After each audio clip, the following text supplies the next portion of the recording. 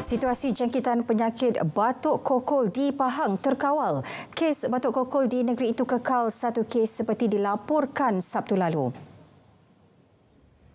Pengarah Jabatan Kesihatan Negeri Pahang, Datuk Dr. Nur Azimi Yunus berkata ia melibatkan sebuah keluarga terdiri daripada ibu dan dua anaknya. Mereka merupakan penduduk di Kampung Bahagia Rompin. Aktiviti pengawalan dan pencegahan telah dilaksana bagi mengelak penyebaran penyakit berkenaan.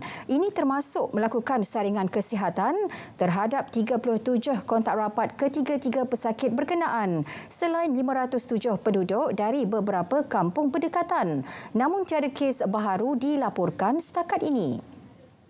Segi kawalan wabak kita, andai kata tidak ada kes terbaru yang kita kesan 14 hari selepas kes yang terakhir, jadi kita jangkakan wabak petasan di Kampung Bahagia ini akan tamat pada 29 Ogos 2023.